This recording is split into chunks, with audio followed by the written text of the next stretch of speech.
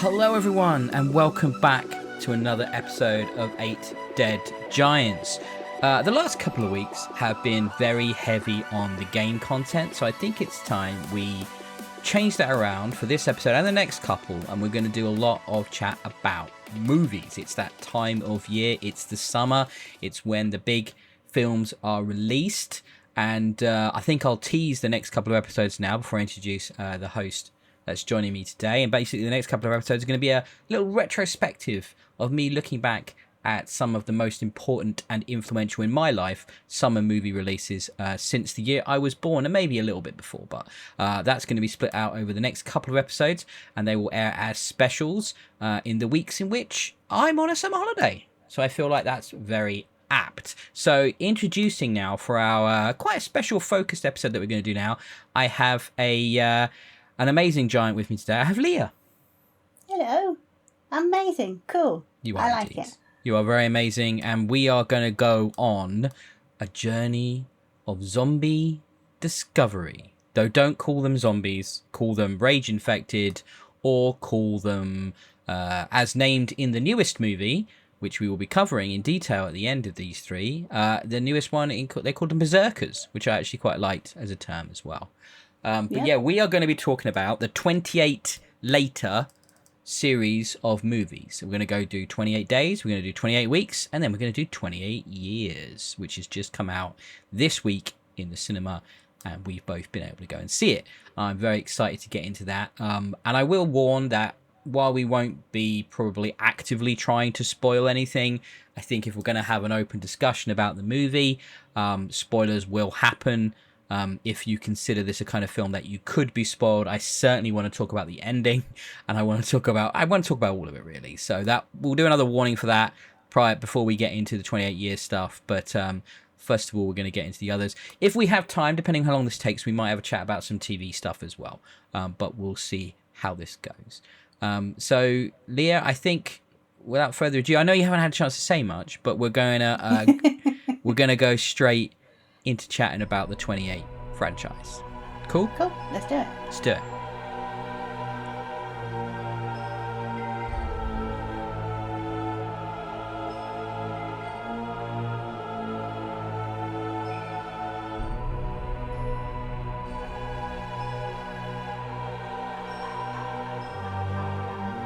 Okay, so let's talk about these movies in depth. We're going to go through each one in order.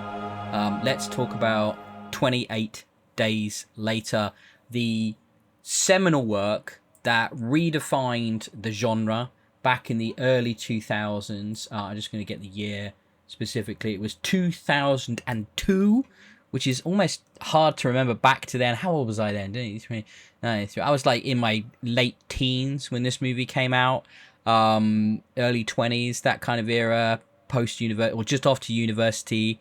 And it was directed, obviously, by Danny Boyle. This was his first feature movie, written by Alex Garland, both creators who have gone on to make amazing stuff, Oscar-winning stuff, seminal pieces of fiction in various genres. But this is where it all began. So, I mean, I'd like to ask you, Leah, what are your memories of 28 Days Later when it first came out? My memories are kind of everyone going, "Oh, it's zombies, but it's fast zombies. It's really different. It's really scary. It's like dangerous zombies." It's like, "Oh, this is serious. This is very serious." And I watched it, and it was really, really, really good. I really enjoyed it. What did you think of it at the time? I'm trying to remember back. I mean, I remember it being, like you said, it had quite a lot of cachet around it, quite a lot of buzz before it landed. I was heavily into going to the cinema at that point. Obsessed with movies, especially ones that were a bit indie and a bit alternative. And this definitely ticked those boxes. It had a huge impact at the time. It had a stark brutality to it that kind of wasn't trying to be a zombie movie that was allegory. It was trying to do zombies as grounded in reality as much as possible. And I thought it was very effective. I've seen it probably something like half a dozen times since then, I think, over the years, and DVD and Blu-ray and various home media formats. But I really want to get into kind of some of the nuts and bolts of this movie, because I think it was watching it again as this rewatch prior to watching 28 years later. It really stands out as quite an experimental film. And I don't know if it did get that credit at the time, but I don't remember sort of thinking of it in those terms at that time. I don't think my thoughts around films had gotten to that maturity. But watching the way this was shot on very early digital photography, but even within the limitations of the technology, man, oh man, does Danny Boyle have an incredible eye. Like, he's so Definitely. experimental in his shot selection. Like, the way, he does a lot with obfuscating the shot, lots of reflections, lots of strange split shots. I don't know how they're made, but it's all done, I think, in the lens, and it's pretty amazing to watch. Like, it's so cool. Like, it does sort of feel a bit like student filmy, experimenty. Yeah. But Yeah. at the same time, it's like, wow, but this was in cinemas and this was a huge hit. So you just burst onto the scene with this. I know he had some smaller projects prior, but this really stands up as an incredible piece of filmmaking. What did you think about, like? I mean, yeah, talk a bit about, like, do you remember how you felt about that at the time, and then Yeah. how did you Yeah. feel about it now? I actually remember, because I was reading Empire at the time, so I remember reading the previews of this and how they had to go into London really early in the morning to do all the, like, deserted London scenes and everything. And I remember reading that and thinking, oh, this is going to be really cool. And you're right, it's kind of like edgy / a bit art house, a bit experimental. And I mean, watching it or rewatching it recently, you can tell it's very much of its time, with kind of the way it's shot being a bit gritty, I feel. It was just really, really good, and I really enjoyed watching it originally, and then when I watched it again recently. I mean, I should sort of clarify what I'm saying. When I'm talking about Danny Boyle bursting onto the scenes with this, obviously he'd had one massive hit prior, which was Trainspotting in the late 90s. But the filmmaking of Danny Boyle with this is almost not the same person in my head. Because of course it was to do with when this landed, at the age I was and the genre fiction that I was into, horror movies and science fiction and fantasy. I didn't see Trainspotting until years later. So to me, this was Danny Boyle's coming out party. Obviously, Trainspotting in, I think it was 96, was huge recognition, award winning. But he was doing all kinds of interesting. I don't think I've ever seen The Beach, which was before 28 Days, but it was 28 Days, and then Sunshine in 2007, and then obviously 2008 Slumdog Millionaire, which was kind of like putting him on like this pedestal of directorial greats, especially from Britain, from the UK. And something about something about his entire oeuvre, but also especially about 20 Days Later, especially in this beginning period of his filmmaking, where it was so quintessentially British. Like, the subject matter felt so grounded, it felt so gritty and real, and he brought that Trainspotting vibe that was gritty and real, but also, of course, Trainspotting does have surreal elements, but he brought that to horror, to genre, and it kind of just sets itself up as this amazing impact that it has. I don't think you can really oversell the impact 28 Days Later had on the zombie subgenre of horror, because it completely changed how filmmakers approach them as a enemy, as a monster in films going forwards. Had you seen Trainspotting prior to 28? No, to be honest, I don't think I've seen Trainspotting now. Really? You've never seen No. it? I mean, it's very good. It's a very different movie. But it's funny and it's surreal and it's heartbreaking and it's hard to watch, and it's all. But that's the thing. Danny Boyle's movies kind of you struggle to put them in a pigeonhole, right? They kind of defy that to a degree, and I think you definitely see that with Years, and we'll get to that in a bit, because that isn't exactly what I expected going into it. And 28 Days Later, I think. What are your overall thoughts on the rewatch? My what's the best way of describing it? So I'm fortunate. I did notice that the quality of the recording Oh yeah. Oh Some yeah. shots were really bloody blurry, especially like the Yeah. long distance ones and whatnot. So, but at the same time, I remember things looking like that when you first, before digital television and before HD and stuff like that. That's what televisions looked like. So it kind of almost took me back to that era when we were just Which about. kind of helps, doesn't it? Because Yeah, yeah, it's a film set in that era, and you're yeah, watching it in an era that in a style that's quintessentially of that era. So it gives you that framing that helps ground you in its reality. That yeah, yes, that early era of digital photography, mostly something you experienced on TV than you did in yes, movies, because most filmmakers didn't have the balls to try this because they knew the fidelity and the quality wasn't going to be there. So they obviously stuck with film until a lot later, until digital photography had come on a lot further in its quality. But yeah, you were watching TV at the time and you'd see like soaps, and you'd see other things that were transitioning to that digital photography. And man, it's got like an early YouTube feel.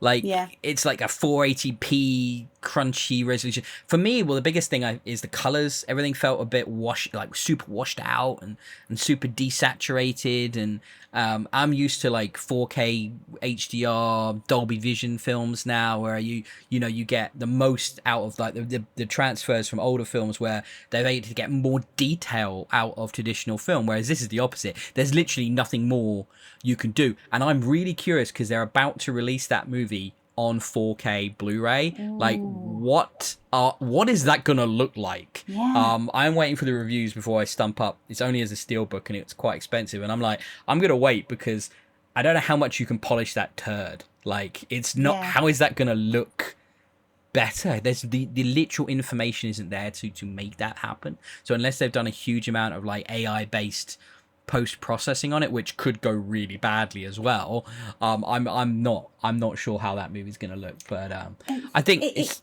go on. it did have a weird saturation to it. It was almost, in the very like rare circumstances when the dust from the Sahara gets all the way up to England, it was that kind of just slight yellow tinge to everything. It was really, really. It helped. It was atmospheric, but Was it just the lack of detail was something that I did notice. But how I mean, I think one of the big visually arresting selling points of the movie when it first came out was the empty London, and yeah. how that felt to see. Was it still impactful for you on this rewatch? Oh, definitely. Yeah, I thought so. I think for me as well, because I'd read about it all those years ago before the film even came out. It was like, wow, they did that. That was really cool. And I've always remembered that since. So for me, seeing that was like, yeah, I remember how I felt about that at the time. And that was awesome. And it's still really impactful now. Yeah, I mean, obviously it was practical. A lot of it was shot very early in the morning, just in dawn, and they closed a few thoroughfares to pull it off. Right in the centre of London, though, so you get some incredible practical photography that you wouldn't necessarily get now. There would be CGI, and there'd be effects done to pull that off. Obviously the budget was a lot like smaller, and they didn't have a lot of the resources, so they just did it a lot of it for real. And I still think it looks great. It's very powerful. I think one of the words I would use to attach to 28 Days and 28 Years is uncompromising, unflinching. Yep. It's got a reality, when Jim wakes up and he's naked and you Yeah. see everything on display, and this is Cillian Murphy's first ever film, right? They put again another groundbreaking moment for an actor that's now gone on to do huge amounts of other super popular things, and is known for his craft and his ability, and he does such a fantastic job in this as an unknown, and gives Jim a level of depth. And obviously when you see his transformation at the end, when he is just as rage filled as one of the infected, and there's a moment of questioning his own humanity, and he does a lot. He does a lot of heavy lifting, and he conveys a sense of desperation brilliantly, of loneliness, Grief. and of grief. Yeah, well, I think one of the things I picked up on this as well was the supporting cast. I think Yeah. some people in here you didn't necessarily sort of remember looking back. Everybody remembers Cillian Murphy, but you've got I'm just going to bring it up so I get all the names correct here as well. But you've got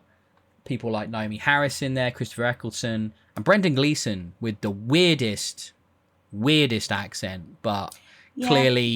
clearly the world wasn't ready for a full Irish Brendan Gleeson.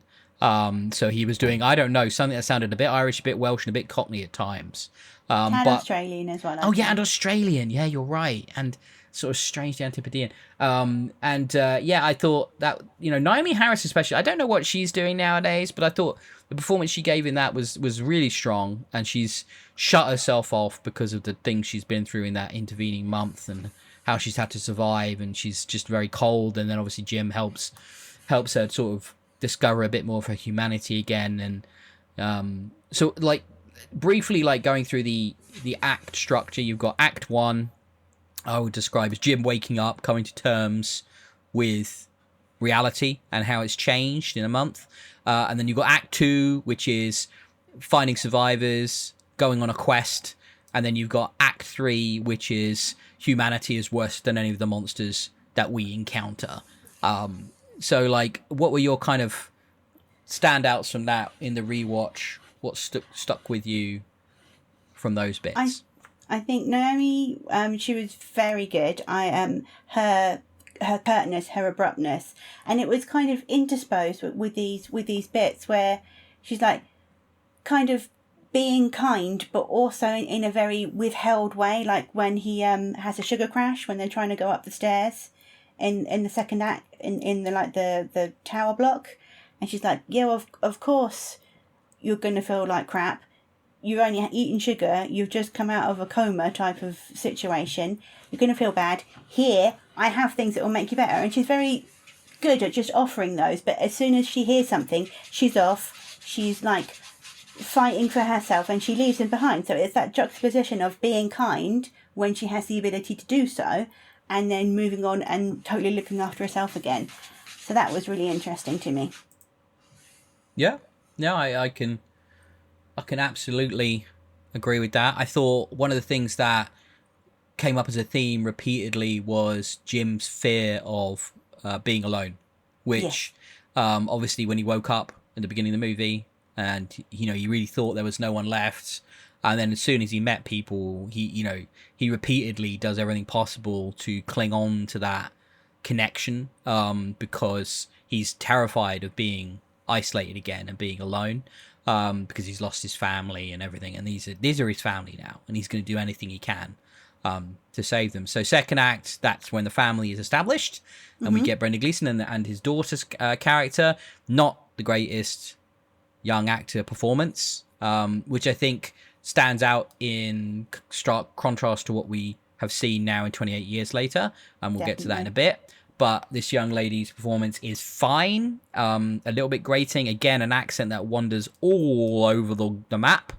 And she's got that 2000s young actor vibe, which is, I don't know, like not great. Now, and one of the hardest things you can do as a director is get a good performance, I think, out of children. And that's where the greats, like the Steven Spielbergs, really shine, is able to get those naturalistic performances from children. But yeah, this one, not up there, but she does the job. Fine. And then we are on a quest to escape London, which results in a fantastic scene in one of the tunnels to go under the river. Blah. Very scary scene. And then we're on a quest to find a radio broadcast. Salvation, the cure, is advertised to them. So off they go towards Manchester, I believe it is, to do that. And then we get to the third act where we meet Christopher Eccleston's character. What a great guy he is. Well, this is the first thing I ever saw Christopher Eccleston in, and I've always held it against him a bit because this character is not a nice man, and I'm sure Christopher Eccleston is lovely and he played an amazing doctor, etc. But there's just something about seeing him as this character that scares the crap out of me, and I can never ever quite forget it in anything else he does. Yeah, he plays this. Like you said, he's an officer, isn't he? And he's trying to keep his unit of guys together.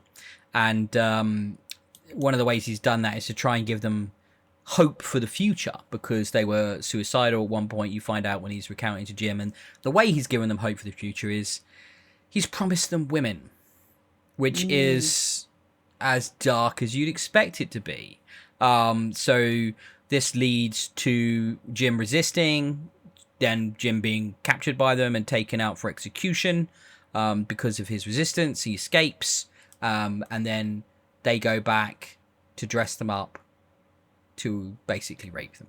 And it's an incredibly hard thing to watch now, and it's unflinching, and it's completely in your face, and that's Danny Boyle and Alex Garland in a T. We get more of that in 28 Years as well, and it doesn't shy away from the brutality of that to the point where Naomi Harris' character offers, I think it's Hannah, played by Megan Burns, the young lady, drugs so that she'll be out of her mind when the rape takes place. Because she's a young girl. She's like 14 or something, I would say 12 to 15, somewhere in that area. And it's like, she's just, again, like you mentioned earlier, very matter of fact, very straightforward. This is going to happen. We can't stop this from happening. So what we're going to do as women is do everything we can to survive it, right? It's all about survival, right, for her. All about survival. Doesn't matter what you have to compromise along the way. She's going to survive. And I respect that a lot, and that's really powerful. But then finally Cillian Murphy comes back after murdering one of the soldiers at the checkpoint. And he gets back to them and sort of unleashes some of the infected nearby. And then you have kind of it's interesting because it's quite, obviously a budgetary constraints at this point. It becomes a bit of a haunted house type setup at the end here, a bit more of a conventional horror movie, jump scares, monsters in the dark, people being chased and running around, plenty of gore and stuff going on. But you get the really impactful moment of Jim killing Christopher Eccleston by popping his eyeballs, and it's pretty. No, that wasn't Christopher Eccleston. Oh no, you're right. It wasn't. It was scumbag soldier number 1, who we don't have a name for, but he's like chief rapist, basically. Pretty much. Rapist in chief will be his title from here on, and he's like so awfully gross throughout. You know, you have zero sympathy for this guy. So when he gets his eyeballs popped, you're more than happy to see that happen. And then they escape. Jim gets shot on the way out, but it's okay. There's a quick montage of Naomi Harris getting him to a hospital and somehow saving him. Like, we don't really see that, but like, that's fine. And then they end up at the end. There's a really good bit that you've missed, though. It's when Hannah basically she reverses what she's driving backwards, and Christopher Eccleston gets taken away by one of his own zombie men, which is very ironic, and I enjoyed greatly. Yeah, and then they end up in the north, surviving, putting a help message out, and being seen by a passing fighter plane. And the earlier on, there's indications that perhaps everywhere else is okay, and this has just happened in the United Kingdom. Jim sees a plane flying over. One of the soldiers proposes a theory, Goody soldier proposes the theory that everyone else is just carrying on about their lives and they're quarantined in the UK, and that's that. So at the end of the movie, you get kind of a happy ending. They survived. It looks like there's salvation on the horizon for them. So that's 28 days later. I think it's interesting because you actually blow through the plot quite quick. The beats aren't that complicated.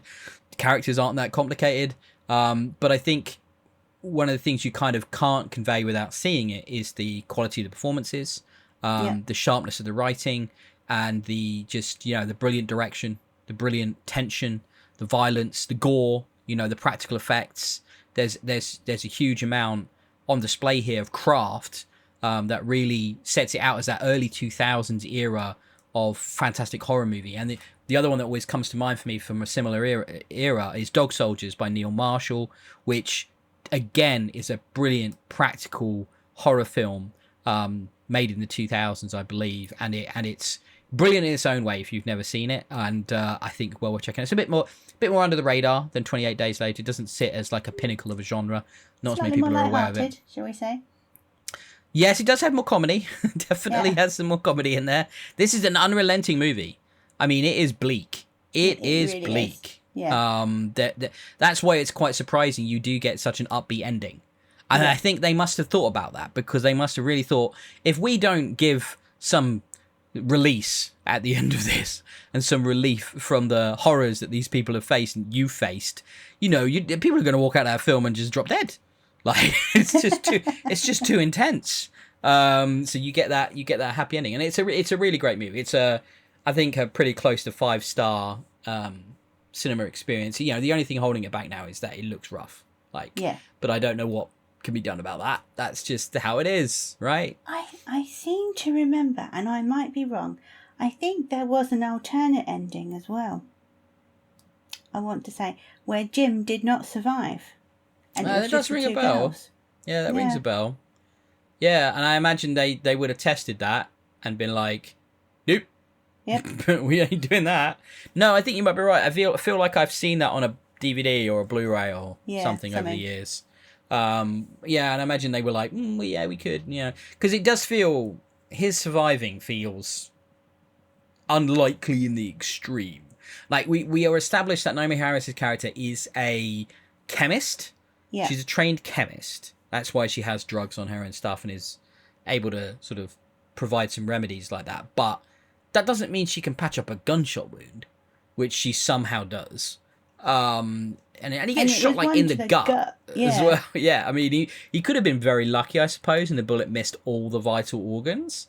But like, damn. Yeah, okay, it's not a flesh wound. It's not shot in the you nick arm. the intestine, and then you got all that literal crap in your cavities, as it were. This is an odd discussion now. You started. But yeah, well, I did. Yeah, this is me.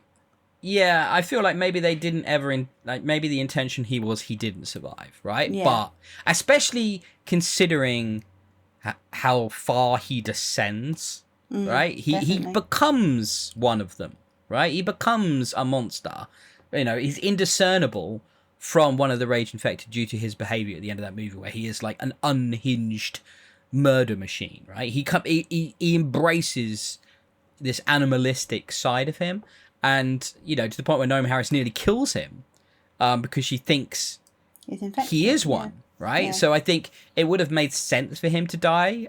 But I suspect test screenings went, oh my God, you can't. We need him to make it. Like, please. And then we get the thing where it's established that, they're starving. The infected are starving. And therefore, they're going to die out. Right, so we just have to survive long enough. Anything else you want to mention about 28 Days? No, I think I just the absolute horror that has never left me about Christopher Eccleston's character. Has just, even now, just no. I can't. Yeah, I mean, it was always weird seeing him come back as be Doctor Who, right? Yeah. Because it was like, oh, but he's wronging. Yeah. He's a real wrong'un. You can't be the Doctor. Yeah, I suppose it's a testament to his acting skill that I hate him that much. Yeah. But obviously I don't, because he's the Doctor as well. But I have very confused feelings. The thing with his character, he isn't rapist in chief, right? He's not inherently a monstrous human being. He's doing this thing that you see in lots of zombie movies, especially post 28 Days. Which is, he's a pragmatist, right? So he's being realistic in his approach. And he's like, society's collapsed. He has this little speech earlier about how, what have I seen in the last 28 days? Humans killing humans, or people killing people. I saw that in the 28 days before that, and I saw that in the 28 days before that, and I've seen that over and over and over again. So he's a soldier, and all he ever sees is the worst of humanity, and that is people murdering people for various reasons, but it's no different. So pragmatically, he's like, right, well, this is the end of society. I'm going to do the best I can to establish some kind of normalcy. And, right, what we're going to need are women, and we're going to need that for morale, and we're going to need that to procreate, to create species. And that's a very pragmatic outlook. It just completely dehumanizes them, but hey, that's fine, we've got to do it to get on, right? So he's not like evil, or I guess maybe he is evil, but it's not evil in the same way as rapist in chief. No, but it's almost worse because he's the one who's having the ideas in the first place. Yeah, it's a conscious decision, isn't it? It's not instinctual evil. It's like it's a decision that he's gonna have to. Oh well, shucks, we're gonna have to do these awful things. So one of the things that I think is only a little bit hinted at is that they've been broadcasting for survivors to come, And when Jim is taken to be executed, it seems to be the site of a mass grave. Yeah. Now, what I don't think is clear is that a mass grave of infected and where they just take the bodies to dump them after they've attacked their stronghold? Or is that a mass grave of other survivors that they've deemed aren't worth keeping? And they've taken them out there and executed them. Because when I saw that, I was like trying to pick up on what the intention of that mass grave was. And at one point, Jim hides in it when they try to execute him and stuff like that. And I'm like, I think, I don't know. Because I think if you read it as a mass grave of survivors, it paints them even darker, right? And it also paints that the sympathetic soldier has been culpable to that. So he's already compromised, and this was the tipping point where he wanted to resist. But I feel like there might have been some more around that wasn't fleshed out, that maybe was in the script but wasn't shot, or it was cut for time, or something like that. Because we already have them down as evil, right? We probably don't need to sort of extrapolate further on how evil they've been. But I just thought it was an interesting little detail, because it wasn't just like, oh, this is the first time we've taken out 2 guys to shoot them. Here's a whole bunch of corpses. So, yeah, what did you think? What do you think? Do you think they were killing other survivors, or do you think it was just sort of coincidental? I think if they were doing it where the one nice soldier suspected but didn't have proof of, and them arriving and it being so in front of him, that was the end of the line for him. I respect that man. He stood to his principles. One good soldier. So you don't think it was a mass grave of survivors? Well, I think if it was done sneakily without the good soldier's input. He didn't react to it though, did he? No. He didn't react to it when they came upon it. I'm trying to make him out better than he is. Yeah, a bit of a philosopher, warrior poet kind of vibe about him. You know, they joke about it at the dinner scene. We've also got that weird bit with how they're kind of infantilizing and maybe even gender bending that other soldier to be the cook, and he's in a frock. He's dressed up in a sort of like looks a bit like they're feminizing him, and that was all a bit like Lord of the Flies-y and a bit. I wonder where we're going with that. You know, again, like a little bit of color there that they, you know, if you'd been a TV series or if it had been another half an hour, we could have got some more fleshing out around that. But I think they wanted to keep it fairly lean, the movie, because it moves at a good pace, and it keeps going and ratcheting that tension as it moves along. But other little bits there that I was kind of like, oh, you know, I'd like to see a little bit more around that. But no, that's 28 Days Later. Seminal masterpiece of the genre. We had a good chat there. We talked about half an hour there. We talked about 28 Days Later. I think we probably won't spend as long on the next one. But let's take a break before we come back and talk about the weirdness of the midquel. 28 weeks later.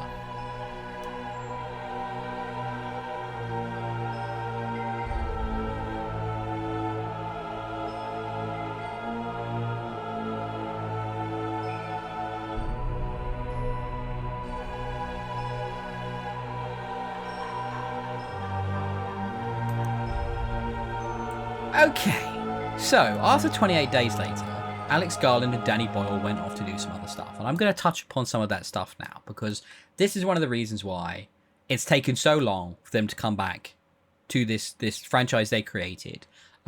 They've been working on ideas and concepts and trying to get stuff off the ground between the two of them for many years. But they've been busy. And they've been busy with some really good stuff. So I'm just going to mention a few of the things. We'll start with Danny's filmography, Danny Boyle's. So he obviously, I mentioned it earlier, he went on to do Sunshine, which I think is a fantastically good sci-fi movie. And I would love to see, actually, a beautiful restoration of that for 4K. That would be brilliant. So that's got Chris Evans in there as well, randomly, but also Cillian Murphy again, in a quest to restart the sun that's dying, and therefore the death of humanity is going to ensue. So thriller, it's taut, it's psychological, it's sci-fi, it's awesome. It's very good. He then obviously went on to do Slumdog Millionaire. I don't rate this movie that highly, but it won a whole bunch of awards and put Dev Patel on the map. And, you know, it's while it's set in India, it's still very British, right? Because of the influence we've had in that part of the world, and obviously with the concept of Who Wants to Be a Millionaire. So it still has those connections. And it's, again, it is, you know, objectively a very good film, even if I don't personally love it. He did 127 Hours. He did the Steve Jobs biopic. He did the sequel to Trainspotting. And then he's coming back here to do 28 years later. So he's got a few other bits in there. Else. Yeah, no, he's got a few other bits, but I wasn't going through the whole filmography. But I was going to say he did the Olympics. All of it? He did the... No. What did he compete in? He did the opening stuff for the Olympics. I do vaguely remember hearing that. What, the Paris ones that just happened? No, the London ones. Oh, the London ones. Oh, okay. Yes. Yeah, you're probably right. I can't say I paid much attention to that, but that's good. They were very good. Okay, Put it that way. fair enough. But I think in a way, Alex Garland's stuff has actually been... It's been more in genre, right? He's dallied less off into mainstream stuff. And I think so obviously he started off as just a writer, but he's gone into directing as well. And his output has been brilliant. Obviously he worked with Danny Boyle on Sunshine as well, wrote that. But then he's gone on to write and had a little bit of directing help, but he's a bit uncredited in this for the Dread movie, which is incredible. But then the really good stuff starts. So Ex Machina, a fantastic movie starring... a very early, like before he broke out, massive Oscar Isaacs, for example, and it's Alicia Vikander. Yeah. It is such a great single concept piece of science fiction filmmaking. And Domhnall Gleeson, who's very Domhnall good Gleeson, well. he is very good in that. You're right, he is. Then Annihilation, which is the adaptation of that brilliant, I want to say Jeff Vandermeer's series of novels. Visually stunning movie. Brilliant stuff. Really, really, really good Annihilation. I've actually got the 4K of that. I need to rewatch that. I haven't watched it on 4K again yet. I'm going to check that out soon.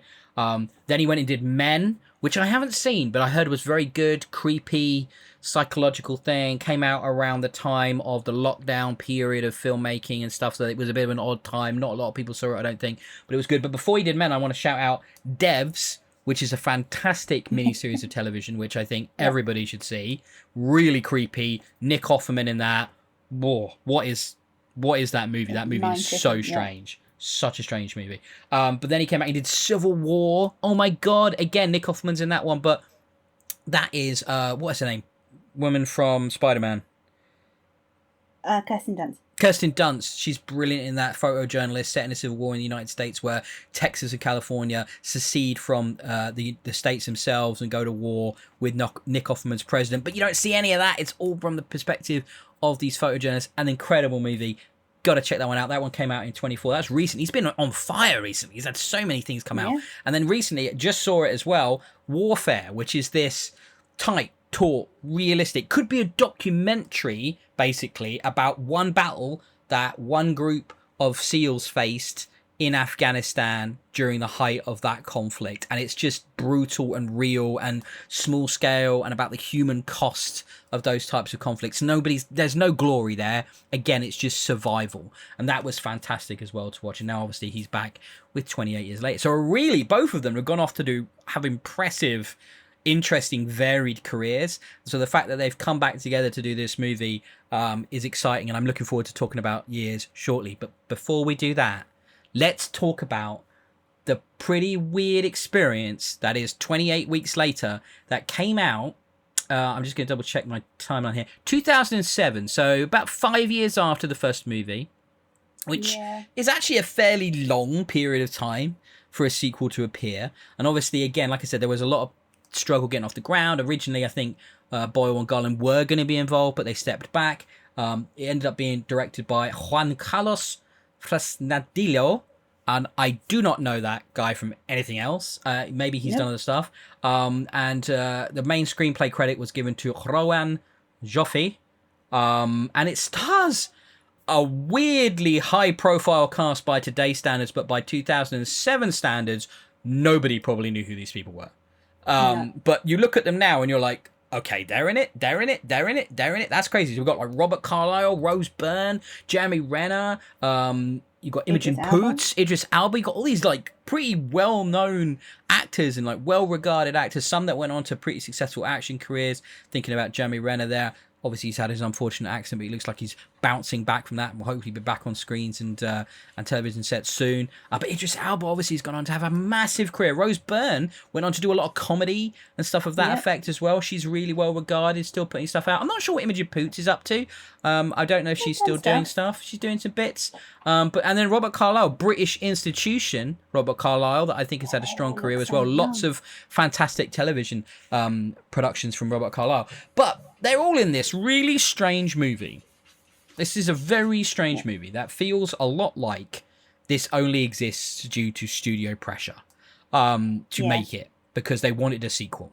But the weird thing about that is when that happens, you look at like the Blair Witch Project sequel, which was pushed out the door within 18 months of the success of the first movie and is a completely devoid of any of the interesting bits of the first movie.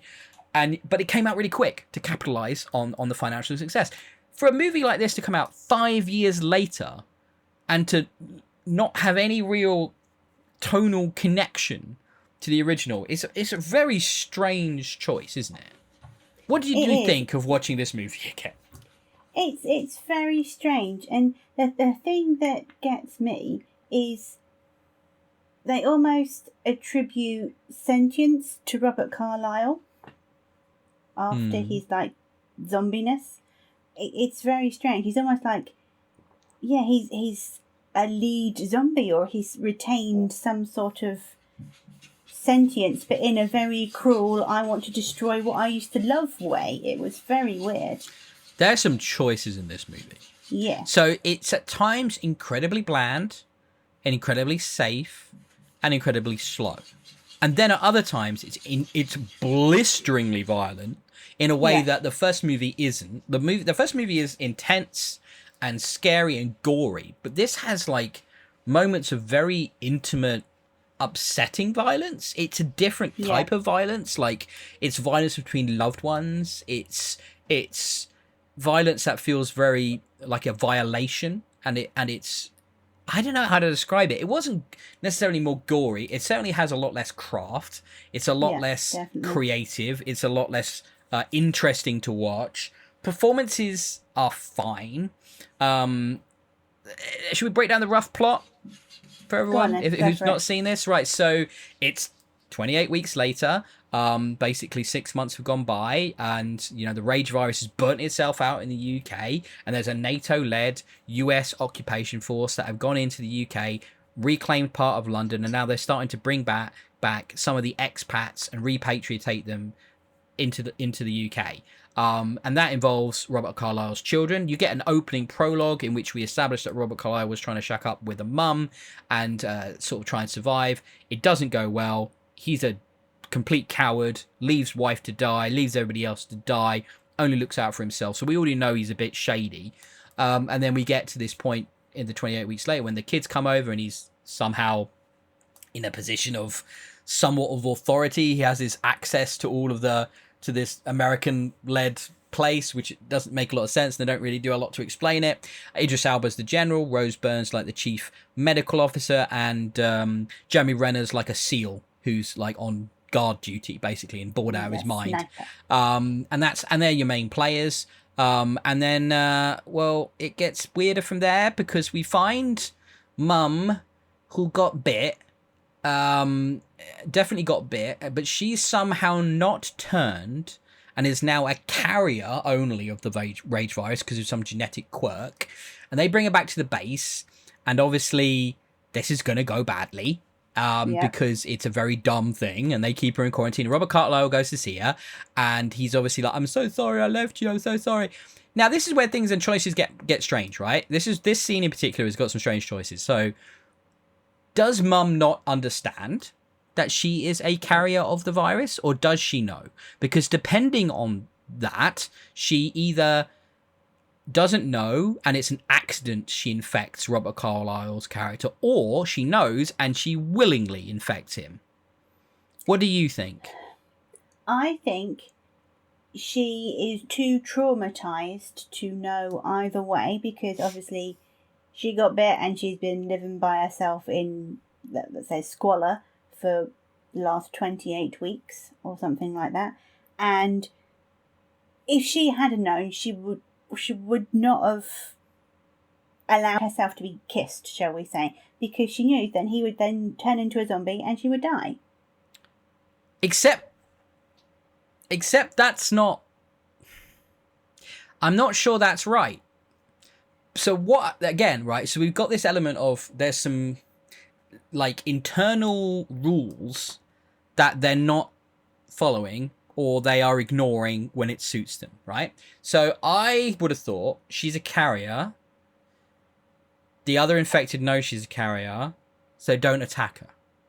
Which is how she survived for 28 weeks, right? Because she's not threatened by them, so she just had to keep living, which is like why she had all the rotten food and stuff, and it's been tough. But the other infected aren't going for her, so therefore that's how she survived. That was the leap I kind of made to understand that. So when he gets infected and he kills her, this is so either he's just acting on instinct, or to your indication, he is intentionally choosing to do that because he wants revenge on what she's just done to him.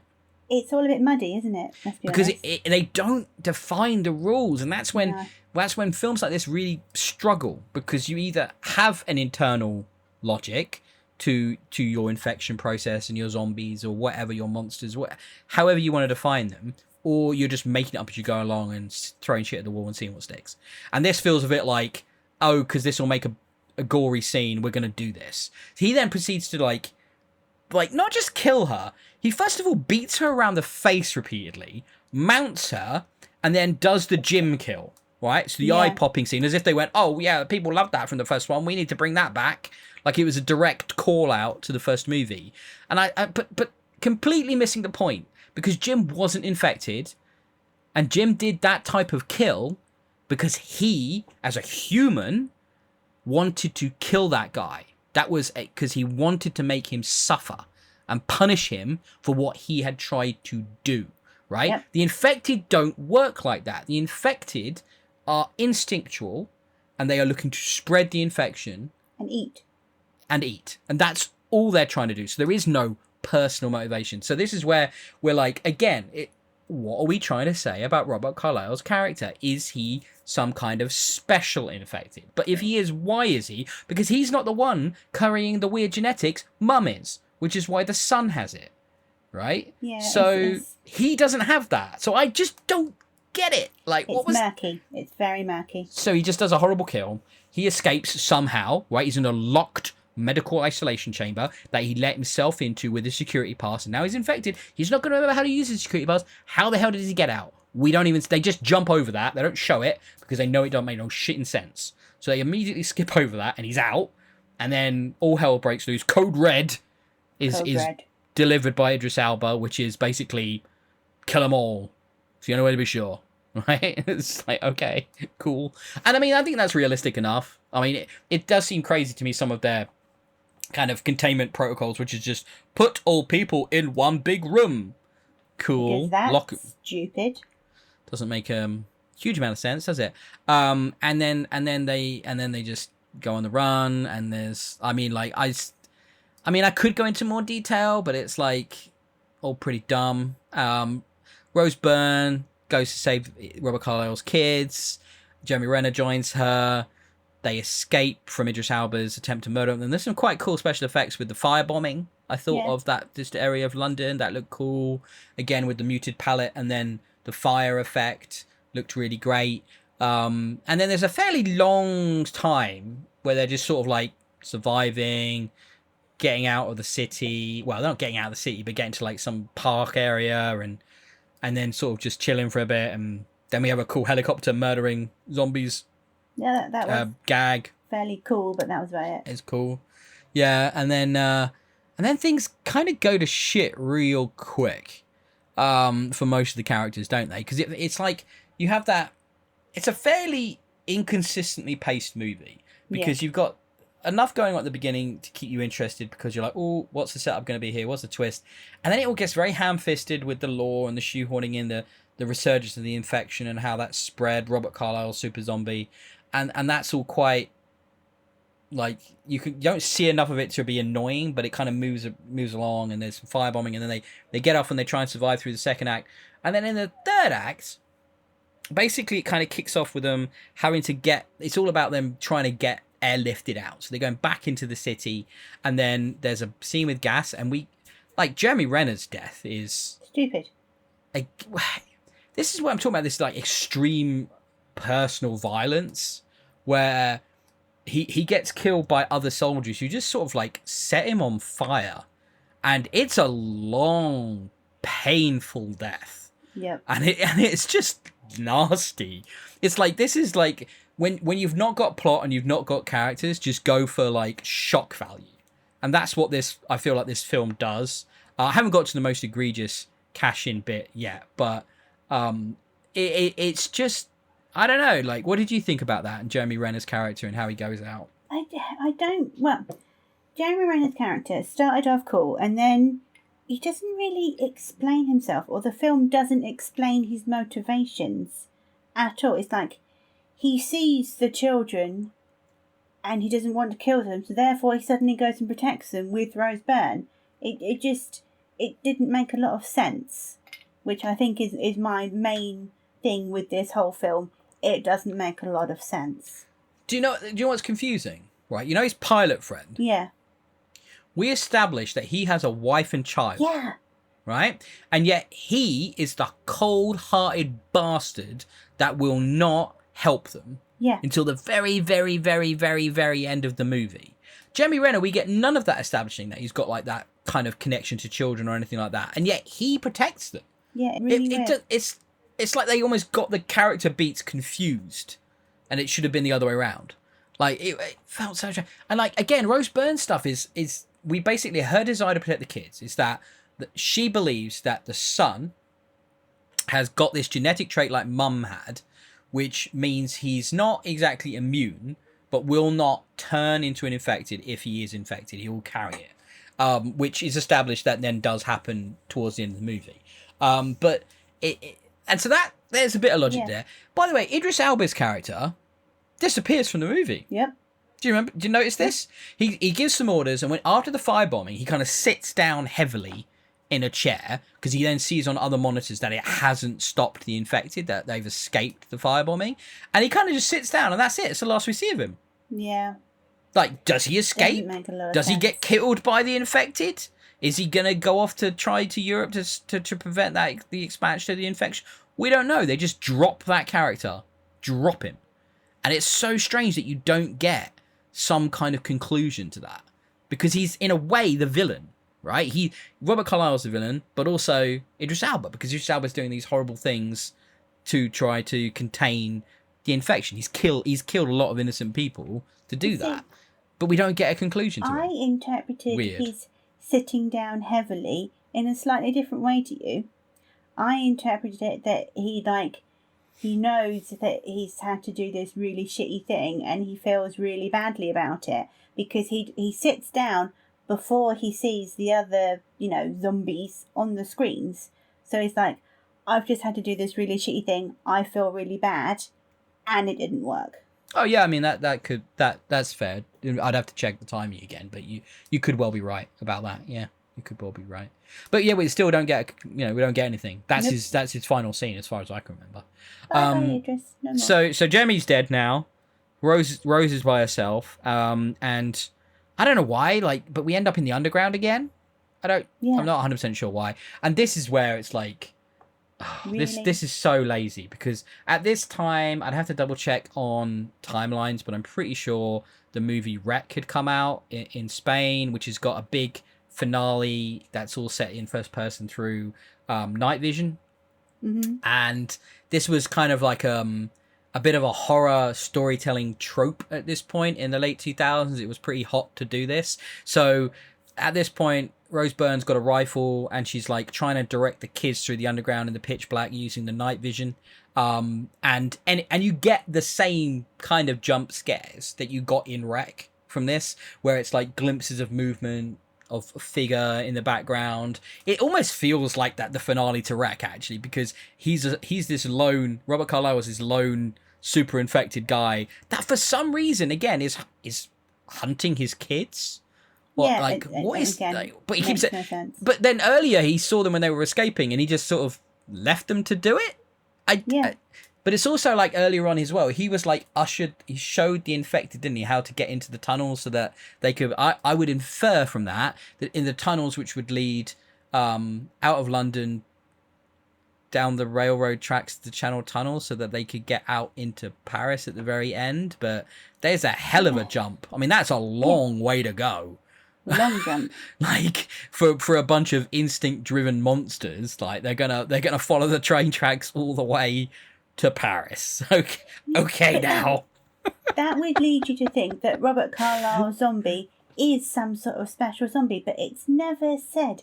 It's never indicated. Nothing. It's just so strange. It's just like we went. The director went, right, for the baddies, for the monsters. We need to give them like a character. We need to give them something to rally behind in watching the movie. Otherwise, it won't work. Have you never seen a zombie movie before, Jim? It's kind of like, or Juan, I should say. Juan, have you never seen a zombie movie before? Because generally there isn't that. I mean, Romero did dabble with that in some of his latter, what was it, Day of the Dead, I think, and Land of the Dead. There's like a lead zombie in that. But they're not as good. Those films are not as good. That's not something you'd want to kind of allude to. I think that might have been later than this anyway. But it just felt like it's so strange. It felt so strange. Yeah, well, they're like evolving in Land of the Dead. Yeah. So if this is an evolution, it doesn't make a lot of sense because it's more of like this titanic leap. Because it's only been 6 months and the infection had died out and it had only been kept alive in Mum, right? And then Mum has rekindled it through her. Either, I'm not sure it was, like you thought, by the way, innocent. I kind of think she kind of lured him in. She lured him in for that. Like, and maybe because she's infected, she's instinctually trying to spread the disease, right? But there's so many leaps here because none of it's actually explained or properly explored. It's you can make all these guesses about it. It's just lazy. I think we're trying to attribute kind of more thought and planning that probably went into this movie. Quite possibly, yeah. I mean, mine's a leap and yours is a leap too. Yeah. But there's no way of defining which leap makes more sense because they both could because it's lazy. Yeah, it is. So finale, through the tunnels we go in night vision. Robert Carlyle jumps Rose Byrne, takes the rifle, and proceeds to beat her head in with it, which you get to see. Again, very intimate, horrible violence. And it makes no sense, because he's a zombie. Yeah, and he's now using a tool, and it's like, we haven't established that as part of what they could do, and he is, and it's like, oh my god. And then confronts the kids, confronts the son, and you think there's a moment of, nope, he attacks him. He attacks him and he bites him. And so some of the previous interactions make no sense, where he seemed to leave him and protect him even. So he attacks him, he bites him. Unless you are attributing some really smart moves here, because he's like, oh, he'll be a carrier. And as he's a carrier, we can get this into Europe, and therefore, but it will be snuck in because people won't detect it because he's a carrier. So maybe that's what they're getting at, but like, man, there's some planning going on there. That's like next level shit. Virus. Yeah, very, very smart. So yeah, and then Imogen Poots, the daughter, saves the son, gets him out to the extraction point with the helicopter pilot guy, who now decides to help them after not wanting to help them before for no real reason other than, I guess, props, you survived. They get to Europe. We don't see them get to Europe, but we get like inside shots of like a crash helicopter or something, and like people panicked in French on the radio, and then we see the zombies burst out into Paris. There's just leap of logic after leap of logic after leap of logic in this movie. It makes no sense. It's incoherent. The performances are not good for the most part. I mean, nobody does bad, right? I don't think you look at Jeremy Renner and you go, oh, that's terrible. Jeremy Renner's doing a Jeremy Renner. Idris Elba's doing a Idris Elba. Rose Byrne's playing a weird role because it's not what she establishes herself as doing well with later on in her career, but she's fine. She's kind of nondescript in her role. It's all pretty cardboard cutout kind of performances throughout. I like Robert Carlyle, actually. He does manic zombie guy very well. Like, he does that very well. He's intense, isn't he? Robert Carlyle has an intensity to him. It's just not a good film. No. It's just not a good film. The thing is, it's annoying. Because this is all the entire film's concept could have been prevented by not letting children be stupid. Yes, because it's right at the beginning. They somehow escape out of the cordon that's been set up, which you see like loads of troops, machine guns, and tanks, and somehow they get out, find Mum in the first place. It's like, how did they get out of this secure zone? Like, what? Like, again, it's all just lazy. It's like you don't see it. It just sort of happens. Yeah. And it's just... But, I mean, like, you can't blame the kids in that situation. It's like, dude, adults and soldiers, what the hell are you playing at? Like, yeah. Adult correctly. Yeah, just bad. It does sully the franchise for until now, right? Yeah.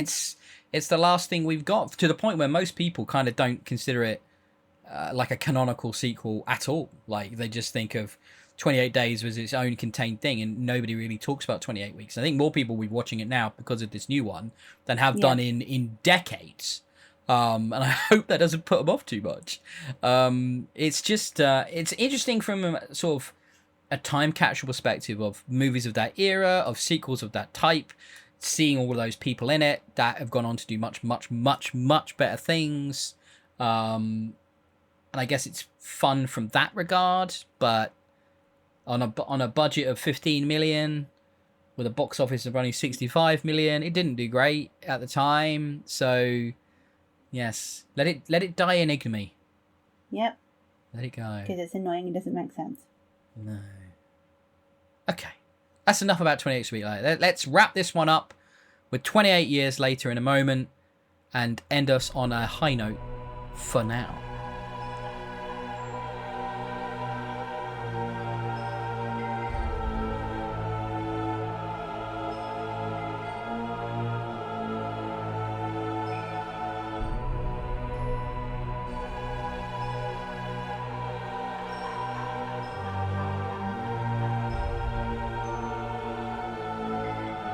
And here I was thinking, this wouldn't go long enough to make an episode and we'd have to talk about TV. We're at an hour now and we haven't even started talking about 28 Years Later, which is the brand new installment.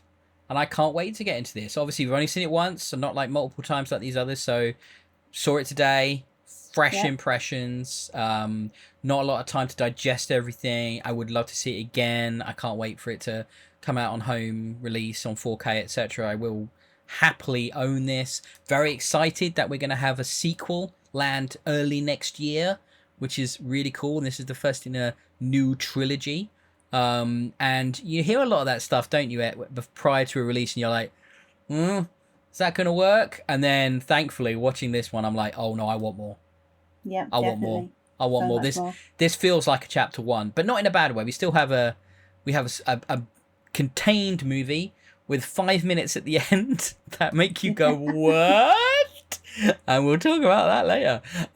But like, let me start off with one really important thing. Alfie Williams, who plays the young lead in this film, is a freaking revelation. Oh, so good. So good. What a fantastic performance.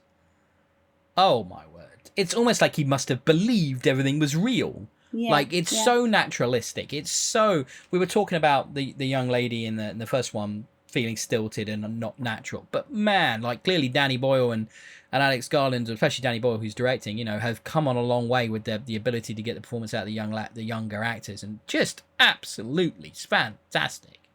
Fantastic. He was so good. So naturalistic. You really believed him. He was super. And he doesn't... It's not like he gets an easy ride. No. Right? He doesn't have to just play one note, right? Like fear or something, right? Which you could do in maybe in a zombie movie where you're just running around. He has to deal with some emotionally complex situations. Yeah. He's got some serious loss to handle in this. He's got like responsibility. He's got like having to step up and grow up before his time.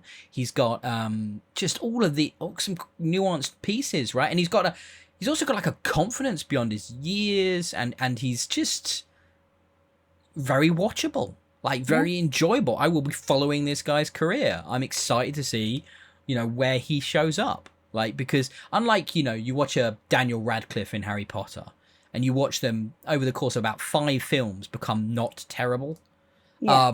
And none of that with Alfie here. He's just come out of the blocks as a fully formed, fantastic actor. Yeah, And I don't I'd know, say so. I just can't. You don't see that. Like, what do we think? What was her name? Elle Fanning, perhaps. Yeah, Like, okay, I can see there's that. not a lot of kid actors where you look at them and go, that was really good. You crushed that, you know? Um, just very, very, very good. Other people in this, Ralph Fiennes, who is just always, I just watched him recently, didn't we, in Conclave? Oh yeah, we did. Um, Yeah, very good in he's that. just great. Isn't he just Yeah, great? Like, I feel like he's having a renaissance. He's showing yeah, up in a lot more stuff at the moment. He's always been a great actor, but it was always very small roles, not a lot of lead roles. And he's not a lead role here, but Conclave it certainly was. And I think this is a substantial role, and he was brilliant in it. And I think we'll see him again. I definitely think we're going to yes, get more of his yes. character. And then Aaron Taylor Johnson as well, who, like, I don't know. How do you feel about Aaron Taylor Johnson? I think he played the role very well. I just didn't like the role that much. Did you not? Well, no, because his dad was a bit of a dick. Do you think so?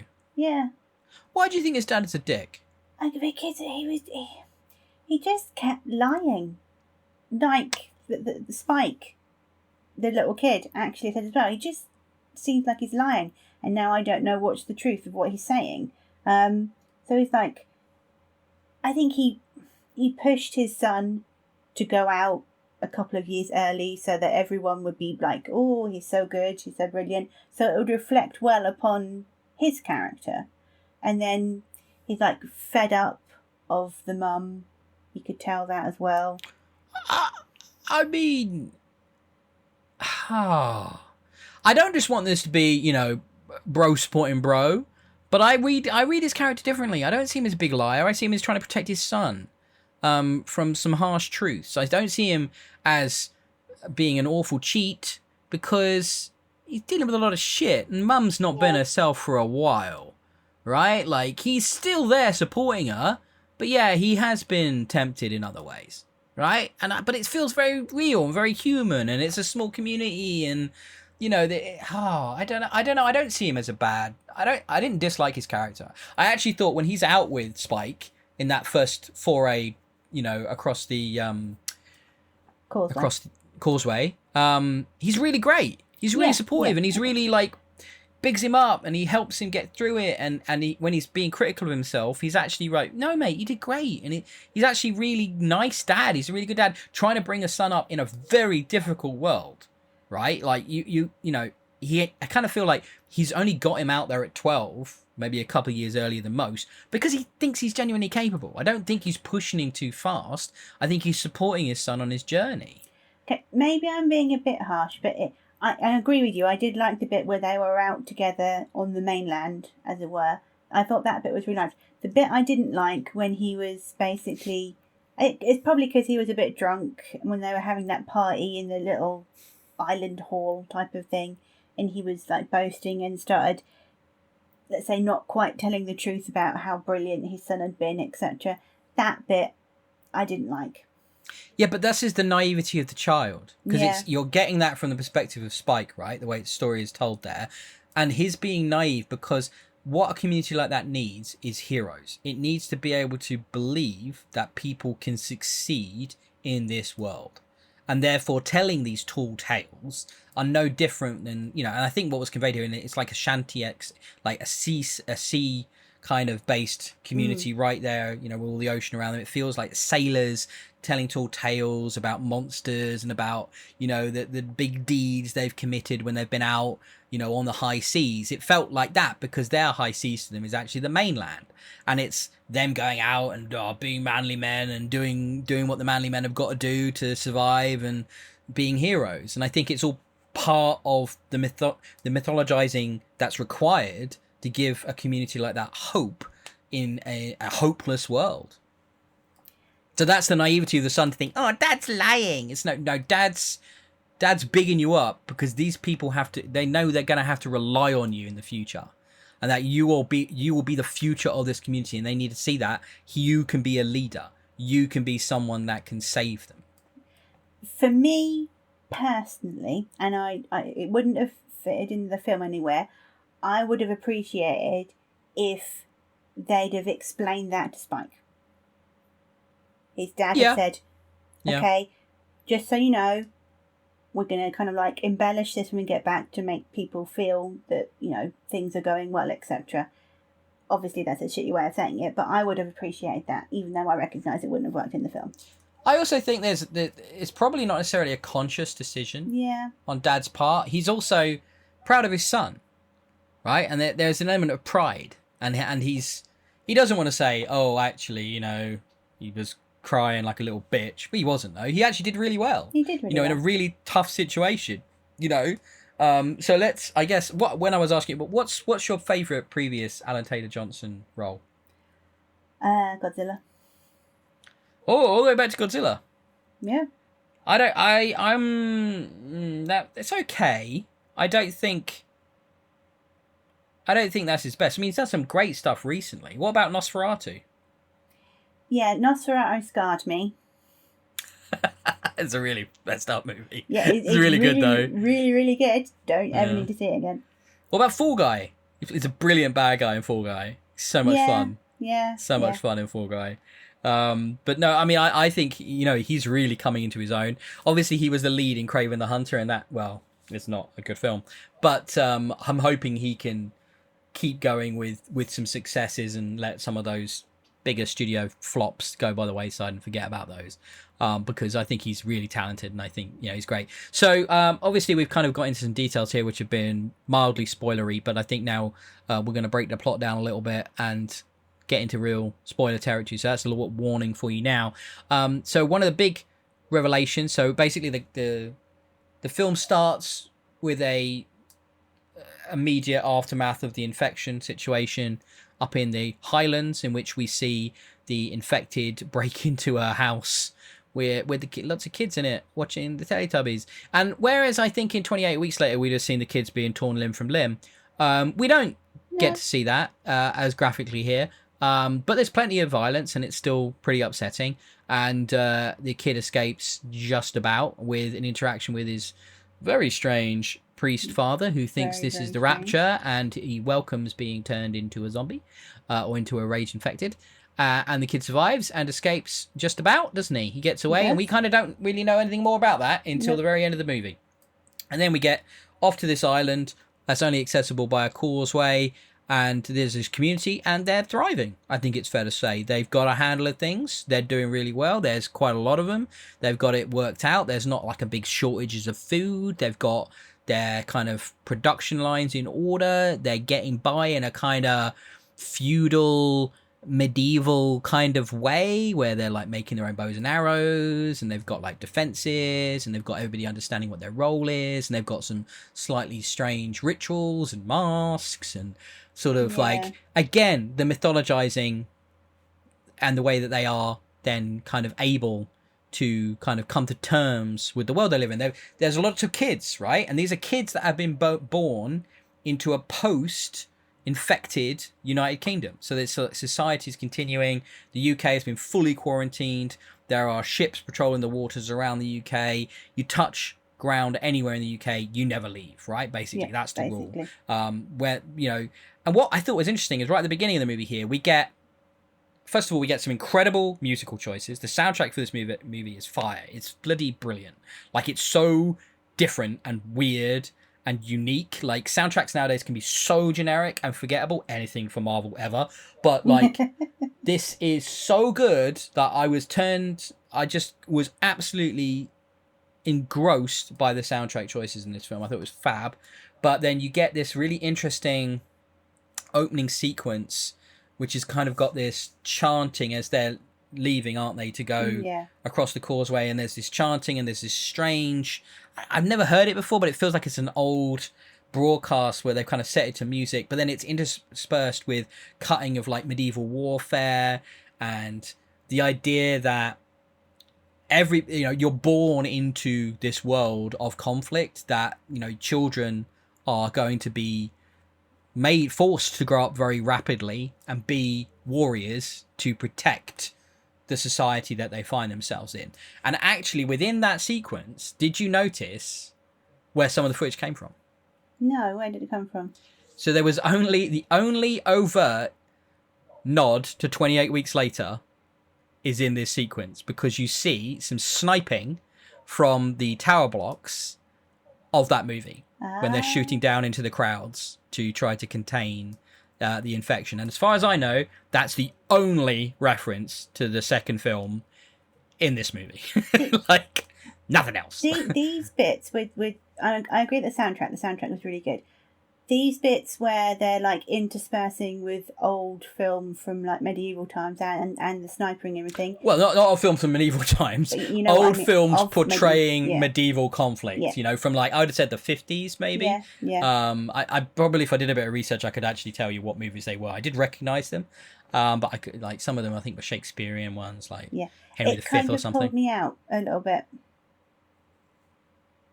I mean, it's what I liked about it was it's like, hey, I'm Danny Boyle, and this is written by Alex Garland, and hey, you remember 28 Days Later and how experimental that was, and a little bit sort of student filmy. Well, that's us. Yeah. And this is us being experimental and doing a bit of student filmy. And I think that's what that felt like to me. Like, we have this idea to try something, to try and layer on some meaning where it's not just overt storytelling, but we're going to try and give you feeling. We're going to try and convey emotion that, you know, the young are conscripts. We saw some like Hitler Youth in there. We saw some allusions to conscripted longbowmen, a feudal society. You know, basically they're trying to convey that, yes, society has gone on, but it's had to regress to survive. That, you know, and that's hammered home later when we get another character show up. But basically, nothing has moved forwards from the early 2000s in the UK, and actually to survive and to actually find community and society again, it's had to go backwards hundreds of years to actually continue forwards. And I think that's an interesting concept. I mean, what they're doing there is they're kind of saying, this is our playground. This is where we're going to be telling our stories in the next 3 films we're going to make. This world is a separate world to the world you know. The world you know does continue to exist, but in this world, this is what they have. And I think that's pretty cool. And it fit, and therefore it kind of differentiates it, and it creates a little time capsule and a little bubble for these stories to exist within. Because in a way, it's a fantasy movie, isn't it? Yeah. You know, it's alternative history, or it's fantasy. You know, it's not the real world. No. Because we get more of that as we go along, right? And it's quite subtle. And then we get our first glimpse of new infected, right? Slow-mos, I think they call them, don't they? Low slows. Slow lows. Low slows? Slow lows? Something like that. I'd have to watch it again to get the exact terminology. In there somewhere, though. Slow lows? Okay. So these are like... It's really interesting that it's one of the things we established at the end of the first movie is that they're going to starve. And then the second movie they said they've all died out. Now, in the UK, if they'd all died out, and then the infection got out amongst that surviving, you know, the survivors that have been brought back to repopulate, that's a limited pool, right? So, where have the infected all come from? And that's the bit where it's like, I think, where they're trying to establish this as a fantasy and put a bubble around it, they're kind of trying to say, don't think about it too much. Yeah. Like, can we just tell some fun, interesting stories? I like, though, please? What they did with the deer. Because I think that scene was to express, oh, actually, the zombies found other things to eat. Because there's nothing killing the deer, because the humans haven't got guns and they're not hunting them. They have massively exploded, and that's what they're eating. They've found other things. I think you're right. And then you see the slow-mos, what they're doing is eating worms and grubs, because they're like these big fat slow guys that are kind of like dragging themselves along the floor a lot. So they're kind of like these bottom feeding kind of mutation almost. I don't know what you describe it. If you would call it a mutation, perhaps you would. And that's what they're doing, and they're kind of just eating anything they find on the floor, anything, you know, biological that they can get their hands on, you know, quite gross existence. But we immediately get, I think, a very interesting, because it's going to be his first kill, right? That's why Dad's taking him out there to kill things, to get used to killing things, because he's going to have to do this a lot as he continues in life. And his first kill is on this slow zombie, and then we realize that this is a family unit, Yeah. which I think is interesting. That immediately, like animals, this is a family group. So you've got the dad, and then you see the mum attack, and they kill the mum, and then there's like an older child, which they also kill, and then there's a baby one, like a very Yeah, young which they one, don't. a Yeah. baby one, which they don't kill. So what we're saying straight away is that this is change. There's a change here, that these are not standard infected. That there is, if there's a baby one, that must mean Something. someone gave birth, or I mean, because have they all just been zombies for 28 years? And like we don't exactly know, but we do get indications later on in the movie that no, they are procreating, right? But there's an interesting twist to that. So this was an interesting scene. Immediately we're setting some stuff up. We get a scene later that shows that these guys are a threat, even in this slow state, because they're quiet and they're not screaming at you. So they're kind of good as stealth attacks. But I thought this was good. This was a cool scene. And then we get to an abandoned building, and we find again this like we don't really ever find out, do we? Why this guy's strung up? Who strung him up? Nothing. Was it a warning? Was it a punishment? But like someone's done this. So we're getting these hints to this wider world, to this more complex ecosystem, and I think that's really cool. And then I think they start off in the first act with a lot of that, and then it pairs back, right? And we get to a kind of a more linear storyline as the kind of things develop as the movie progresses. So out on this first expedition, the next big thing that happens is we get an interaction with a pack of traditional infected runners, but they're being led by a new type, an alpha, who is like a 7-foot tall gargantuan smart infected, right? So we do have here an alpha, like almost like a silverback gorilla, who is leading this community of infected, and that attacks them. Now, question: they get chased, they hold up in the attic of a building, and then the building gets like destroyed by the deer we see earlier, like stampeding through the area because it like the foundations give way and the chimney collapses. My question for you: did the alpha drive the deer into the building? I think he did. I really think he did. Yeah, because you see later on he's kind of influencing somehow the birds. So I think he did. Yeah. Yeah, there seems to be this indication that throughout this we see. This is one of the things I really liked, actually. The infected are not monsters; they're more like animals. They seem to have a kinship with the environment. They found a balance with the world that humans don't. We don't find harmony with nature. We sort of pave over it, right? That's kind of how we operate. Whereas these guys seem to have found a way to be in harmony and to survive and to have community. We see a pregnant one. We see a birth of a baby. Now we'll jump ahead a bit quickly here. If you tell me if I'm missing anything important, but they get back. They have that slightly awkward celebration scene that you weren't a big fan of. We find out mum is really, really sick, and then we have the interaction between Spike and his dad, played by Aaron Taylor Johnson, which is quite uncomfortable. He confronts him. He even pulls a knife on him, and I think I love that moment there where he takes the knife, and gives it back to him. He controls his anger at having a knife pulled on him by his own son, which I think you got to respect, and then he walks away and punches the wall twice.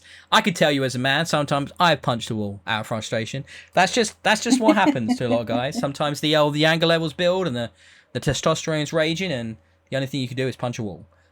So I like that. I thought there was some good characterization, and then Spike, basically creates diversion and escapes the colony with his mum in a quest to find this mythical doctor who people think is insane out in the wilderness, played by Ralph Fiennes. So we have now a quest, don't we? So basically an act 2 quest. But we should mention who plays his mum. Jodie Comer. Very good in this. Very good. I'm not the biggest fan of Jodie Comer, but I do think she does a good job in this one. Yeah.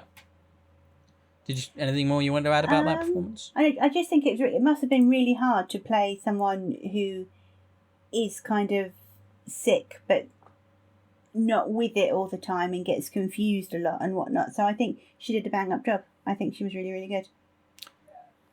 Yeah, it's an interesting kind of character, isn't it? Because he does have some nuance to it, and it's a different. Yeah, like you said, I do agree with that. The performance is good. It's a hard performance to do. It's slightly strange. She's like seeing visions of her father. She keeps calling Spike her dad and referring to him as that, and he's just infinitely patient and loving. And he's such a good son, and he's so sweet, and he literally do anything to save her. So, you know, the quest doesn't always go to plan. Things go bad. They get attacked. They get chased into a petrol station, and then they get saved by a random Swedish military officer. Well, not officer, grunt, really, grunt, sailor, who's crashed on the British Isles sometime earlier, and you did see a little scene earlier on in the thing where he's like on the run with his fellow naval guys, and they all get killed, and he just about escapes, get killed by another Alpha, I might add, and he's okay. It's a bit of an odd. I'm not sure I quite understand what that character brings to the. I guess just to show to the film the difference and how Spike is completely unaware of modern technology. I think maybe it's a bit more than that. I guess it's more to do with globalizing the situation. It's to bring into their world our world and say we are aware, we are doing these things. There is existence beyond what you have here. But he doesn't seem that fussed by that, does he? He's like mildly curious, but not like, oh my god, help me get out of here. He's quite comfortable and has definitely obviously never known anything different. So he's definitely come to terms with the idea of that existence in this United Kingdom of that nature, right? So it's interesting. I think the guy I have a theory. Is not that likable. I have a theory that it will make more sense when you see the later films. Do you think it's gonna go more global? Well, I think it could do, yeah. Okay. Yeah, I could see that. They'll try and like broaden the scope as the films go along. Yeah, I could see that. So yeah, he then gets killed in this quite cool scene where they hear this weird screaming while they're questing to find the doctor, and they go into this train and they find this heavily pregnant infected, literally in the throes of giving birth, and Jodie Comer actually helps her, and there's this weird moment of like getting past the difference of infected and not infected, and how they're inherently at odds with each other, and she supports her, you know, woman to woman, pregnant, you know, woman that's understand it and been through it, and sort of helps her give birth and takes the baby out and cuts off the umbilical cord with Spike's assistance. But then, interestingly, instinct kicks back in to that infected straight away, and she does lunge to attack, and that's when Soldier Boy machine guns her in the extreme, and that's when Papa Alpha shows up, and he no happy. Very swingy. He as well. no happy. Yes, a lot of hanging cock in this movie and boob, lots and lots of nudity in this film. But no, I mean it's just animals, isn't it? That's what's so interesting about it. You're just looking at animals. Like if you saw a deer with a cock out, or a bear, you wouldn't think of anything of it either, would you? So it's exactly the same as that. And and like an animal, right? A lion giving birth. The moment it's giving birth, it could be in distress. But as soon as that's done, the instinct would come back and it would attack. Right? Yeah, right? Because that's how it works. So I do think that was curious, where it's evolution of the infected and these, you know, this continual positioning of them as not as an antagonist, just as a force of nature, right? That you can't attribute evil to. They just exist. It's what they are. So yeah, the baby is saved, and it is not infected because of the placenta, and it has filtered out the infection. Foreshadowing. So My question for you. Have there been other births, and do the infected consciously infect them? Interesting. And do infected age? Well, it didn't look like. I would say they do. I'm not I would sure. say they do. I think I need more information. I think you've posed an interesting point, because if they do infect babies that have come out of this, they have to grow up, because otherwise they're going to be useless little, things that can't do anything. So yeah, then they must grow at some point and age. But we've never established the infected are not dead, right? They are not the undead. So they are not frozen. They are just changed. So I think infected age. So I think when we saw Slow-Mo Baby, that was a baby that was born as a normal baby and was infected intentionally as part of what they do. No, not hostile, probably. They just give them a little nip and they become like them. And then has grown up to that age as an infected, right? Yeah, because it's not like only a headshot kills them, is it? Nope. Yeah. Just chest shot, any kind of center mass shot, anything like that will stop them, just like it would any animal, right? They're just animals. So I think that's curious, and that's why I think, like I was talking about the bubble, and it's a fantasy, and it's they're now establishing a lot more of the rules of the world, right? And that we're playing in, and I think I could almost see in a future film big game hunters coming to the UK. I could see that type of thing where you have, like, I don't know, whatever, another, say Swedish again, like we met from the sailor, and they fly over, just because I don't want to be stereotypical, right? Because they fly over and they drop them off. I'm gonna get me an alpha to put on the wall back home. That would make me look cool, wouldn't it? Right? Because because that's like what they are. They're just animals, and they're dangerous, but in the same way a big cat is dangerous, or a pissed off rhino is dangerous, right? Like, so I just think that's a very different place to take these movies, that they are very consciously moving them away from monster films. I would say so. I think, not going into too much detail, but the ending kind of could go that direction as well. So we get to Ralph Fiennes' doctor, who then gives us the prognosis. Unfortunately, Mum is a goner. She's got cancer. It's in her lymph nodes. It's in her brain. Based on some very preliminary, he can't do any kind of proper examination, but he's fairly experienced. And the quest has been futile, basically.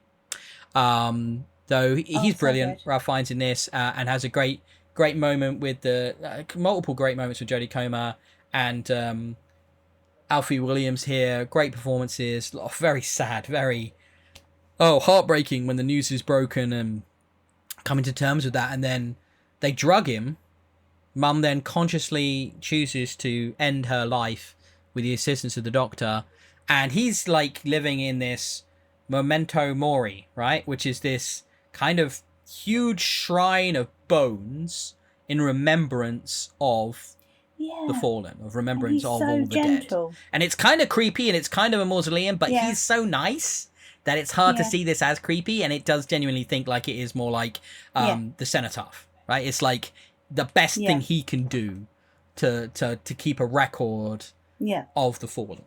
And it's quite the construction, that's for sure. And Spike puts Mum's skull on the very top of it.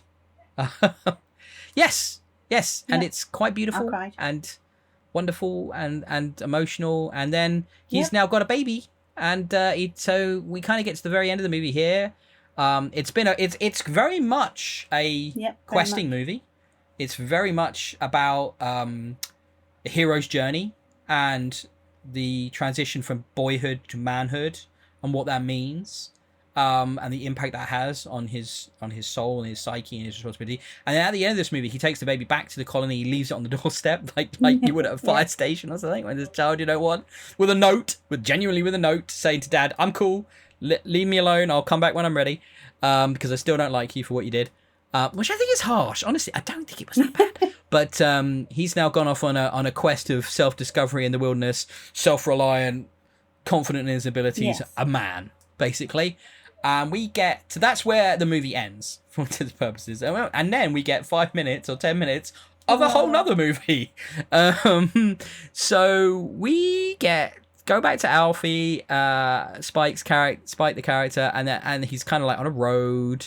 Effecti comes down the road and he kills it, and then there's loads more coming. He runs away, gets to a blockage in the road, a very obviously intentional blockage in the road, I might add.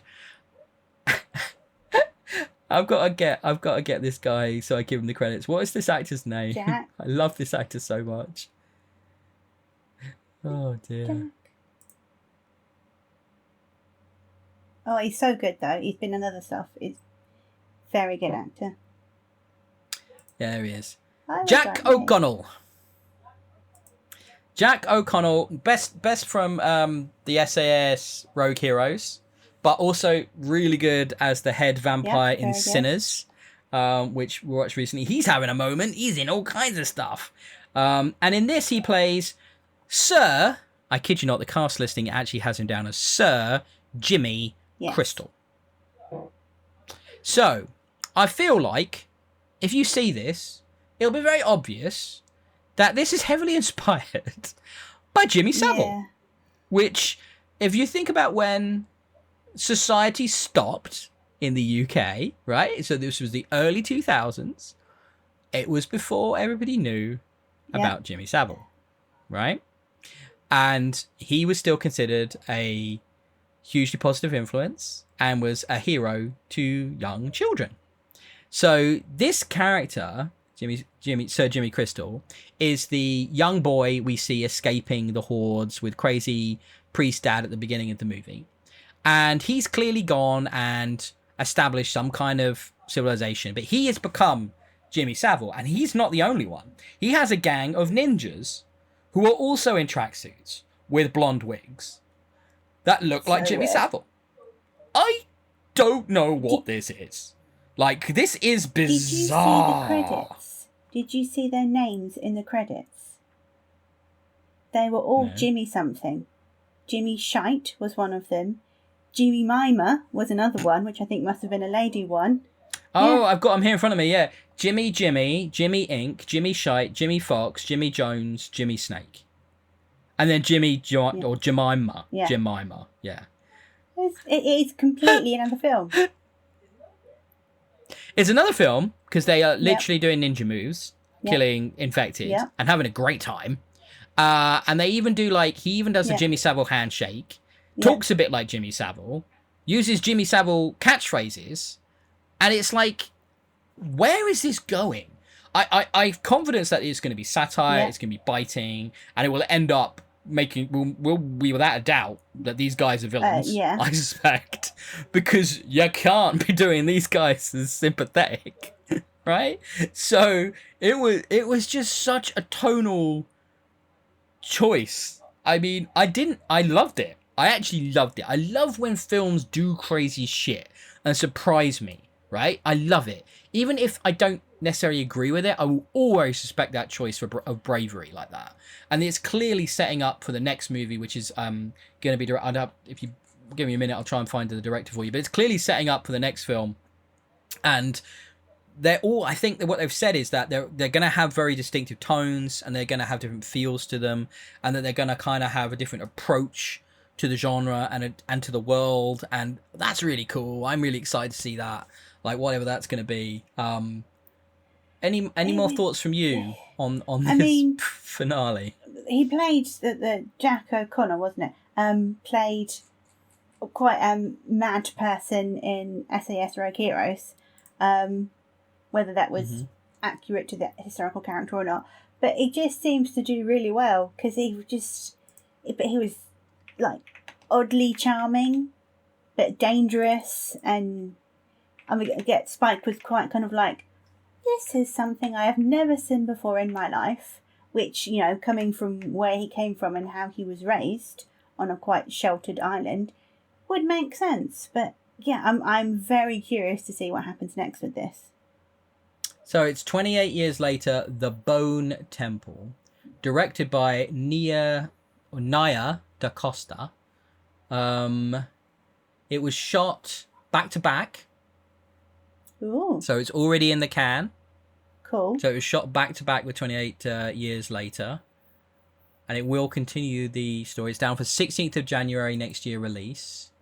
I'm just going to see what we might know Naya da Costa for. Oh, she directed the Marvels. Oh, okay. Interesting. She also did the Candyman remake. And that's really it. Okay. She's Top Boy, which is a very well regarded TV show as well. But yeah, I mean, it just takes its turn. I can't wait. I can't wait. Like, what is this? Up until then, it's kind of like a very, kind of almost, like you said, regressive, feudalistic.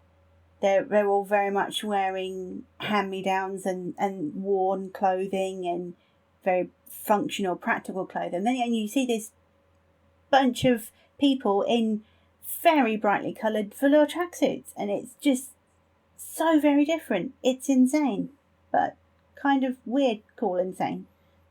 Maybe. So the indication from what I'm finding here is that it's a cult, cult of Jimmy Savile, and Cillian Murphy is down on the cast list. Oh, interesting. So Jim may return in Bone Temple.